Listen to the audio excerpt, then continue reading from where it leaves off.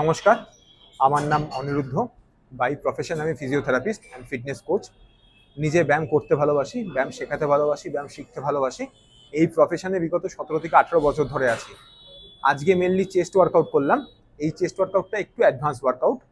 বিগনার্সরাও দেখো, টেকনিকগুলো ফলো করো, কিন্তু স্কিডিউলগুলো, আইটেমগুলো ফলো করতে যেও না। এগুলো অনেক অ্যাডভান্স আইটেম। টেকনিকগুলো দেখো। আর অ্যাডভান্স যারা অ্যাথলিট আছে, অনেকদিন ধরে ম্যাচিওর অ্যাথলিট, তারা তো ভালো অনেক কিছু শিখতে পারবে।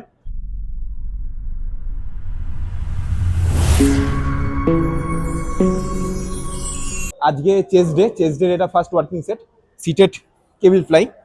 রেগুলার পেক ডেক ফ্লাইয়ের থেকে এটা একটু অ্যাডভান্স ভ্যারিয়েশন। এই ক্ষেত্রে যখন আমি ফ্লাইটা করছি তখন দেখো রিস্টে কিন্তু আমি কোনো ডি হ্যান্ডেল ধরিনি, আমি আমার এলবোর কাছে একটা কাফ লাগিয়েছি যার সাহায্যে ফ্লাইটা করছি। এই কাফটা লাগানোর ফলে সুবিধা কী হবে, তোমাদের শোল্ডারে প্রেশার কম আসবে, চেস্টে বেশি প্রেশার আসবে। আর আমি যে সিটে বসেছি সেই সিটের অ্যাঙ্গেলটা দেখো, কিন্তু বেঞ্চটা কিন্তু স্ট্রেট।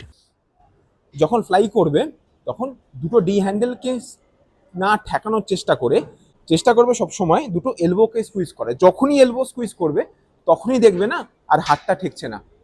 এটা লক্ষ্য করবে, মারার সময় লক্ষ্য করবে, তাহলে বুঝতে পারবে। আমি যখন মারছি দেখো, প্রত্যেকটা জিনিস দেখো, অনেক কিছু শেখার আছে। ছোট ছোট জিনিস প্রচুর বড় একটা ইম্প্যাক্ট ফেলবে। এই যে যেটা বলছিলাম, দেখো যেই এলবো স্কুইজ করা শুরু করেছি, রিস্টগুলো কিন্তু আমার ধাক্কা লাগছে না। এটাই তোমরা ভুল করে ফেলো। তোমরা যখন করো তখন রিস্টটাকে ঠেকাবার চেষ্টা করো। রিস্ট যেই ঠেকাতে চেষ্টা করবে তোমার সঙ্গে সঙ্গে শোল্ডারে আসবে। চেষ্টা করবে সব সময় এলবোটাকে স্কুইজ করার।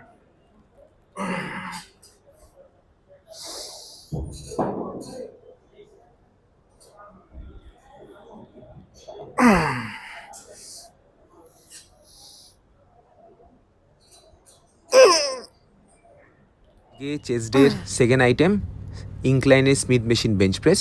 একটু হাই ইনক্লাইনে মারছি, 4টে সেট, 4টে থেকে 6টা রিপিটেশন অ্যাডভান্সদের জন্য। I don't ever slow up, no I don't take shit. I got no love for the fakeness. If you wanna play tough and wanna hate this, I'll always show up. I don't ever slow up, no I don't take shit. I got no love for the fakeness. If you wanna play tough and wanna hate this, I'll always show up and make a statement. আর যখন নাবাচ্ছি তখনও মোটামুটি চেস্টের থেকে 1 আঙ্গুল gap রাখবো। পুরোটা নাবাবো না, পুরোটাও ওঠাবো না, কিন্তু শেষেতে যখন দেখবে আর পারছো না তখন 1-2 পজিটিভ বুকে রেখে মারা যায়, তাতে কোনো অসুবিধা নেই। Don't ever slow up, no I don't take shit. I got no love for the fakeness. If you wanna play tough and wanna hate this, I'll always show up and make a statement. I don't ever slow up, no I don't take shit. I got no love for the fakeness. If you wanna play tough and wanna hate this, I'll always show up and make a statement. Everything I do. যে কোনো এক্সারসাইজের সময় সেটআপটা খুব important. Cable ক্রসের সময় সবসময় এই হাইটটাকে চেষ্টা করবে সে নাকের লেভেলে রাখার, হেড লেভেলে। Cable cross variety types of cable cross হয়। কেউ প্রেসিং কেবিল ক্রস করে, কেউ ফ্লাই কেবিল ক্রস করে, কেউ এরম ভাবে করে, কেউ সামনের দিক দিয়ে করে।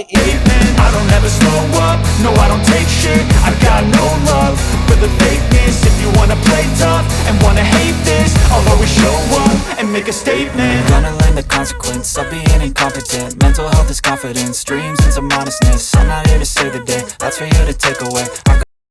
কেবিল ক্রসে একটা হচ্ছে এরকম প্রেসিং মুভমেন্ট, আর আমি যেটা করছি সেটা ফ্লাই মুভমেন্ট। ফ্লাই এর সময় বেশি ওয়েট নেওয়া যায় না। এখানে হোল্ড, বেশি পেছনে যাওয়ার দরকার নেই, শোল্ডার এঙ্গেজ হবে।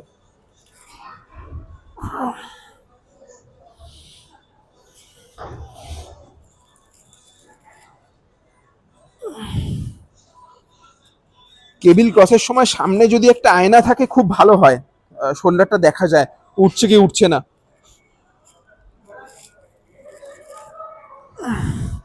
চেস্ট এক্সারসাইজ করার সময় না শোল্ডারটা খুব ইম্পর্টেন্ট। বেশিরভাগ লোকজন শোল্ডারে ফেলে দেয়, আমাদেরও মাঝে মাঝে শোল্ডারে চলে আসে। চেষ্টা করি যতটা চেস্টে রাখা যায়। চেস্ট করার সময় সময় ওভার স্ট্রেচ হলেই কিন্তু শোল্ডারে আসবে।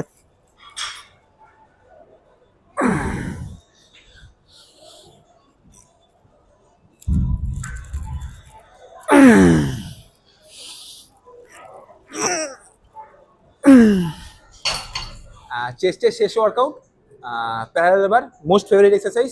ডিপ এটা না করলে আমার ভালো লাগে না, শেষে ফিনিশার হিসাবে ডিপ মাস্ট। আচ্ছা, আমি যেটা ফলো করি এখানে, আমি হাঁটুটাকে একটু সামনের দিকে ভাঁজ করে রাখি, চেস্টে আসে, তাতে আমার মনে হয় যারা এরম করে ডিপ মানে, ডিপের তো অনেক রকম ভেরিয়েশন হয়, কেউ ট্রাইসেপের জন্য মারে, কেউ চেস্টের জন্য মারে। তো আমি মেনলি কি করি, পেছনে স্ট্রেট রাখি না, আমি হাঁটুটা ভাঁজ করে রাখি একটু সামনের দিকে, তাতে আমার লোয়ার চেস্টটা বেশি এঙ্গেজ হয়। এটাও 4 সেট করি, ফেলিওর অবধি গুনি না কটা রিপিটেশন মারছি, ফর্মের ওপর নজর দিই পুরোপুরি। এই এরম ভাবে পাটা হাঁটুটা সামনে হোল্ড করাটা হচ্ছে খুব ইম্পর্টেন্ট জিনিস।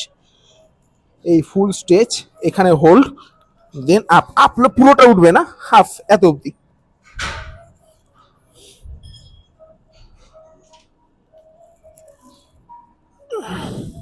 খুব কন্ট্রোল ওয়েতে আমি করি। অনেকে ভাববে স্লো মারছি, স্লো না, কন্ট্রোল ওয়ে। স্লো আর কন্ট্রোলের মধ্যে ডিফারেন্স আছে।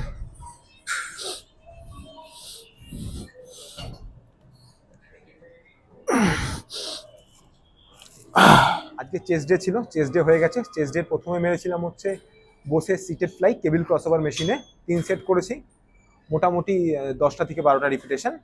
তারপরে গেছিলাম হচ্ছে ইনক্লাইন, হাই ইনক্লাইন স্মিথ মেশিনে, হাই ইনক্লাইন চেষ্টা করেছি ক্ল্যাভিকুলার হেডের জন্য, ওটাও 4 সেট করেছি। ওটা রিপিটেশন রেঞ্জটা কিন্তু অ্যাডভান্স বলে ওয়ার্কআউটটা একটু 4টে থেকে 6টার ভেতরে রেখেছিলাম। আর তারপরে গেছিলাম হচ্ছে আমাদের এই জিমেতে একটা ভালো মেশিন আছে ইনক্লাইনের, নিউট্রাল গ্রিপ মেশিন। যেহেতু বারবেলটা আমি ইনক্লাইন স্মিথ মেশিনের সময় এরমভাবে ধরেছিলাম স্ট্রেট গ্রিপ, এইটা করেছি নিউট্রাল গ্রিপে। যাদের মেশিনটা নেই তারা ডাম্বেল দিয়েও করতে পারো, কোনো অসুবিধা নেই। ওটাও করেছিলাম মোটামুটি 3 সেট মতো, 8টা থেকে 10টা রিপিটেশন। আমি মোটামুটি 8টা থেকে 10টা রিপিটেশনেই খেলি, তার উপরে বেশি যাই না, ম্যাক্সিমাম 12টা, তার উপরে হয় না।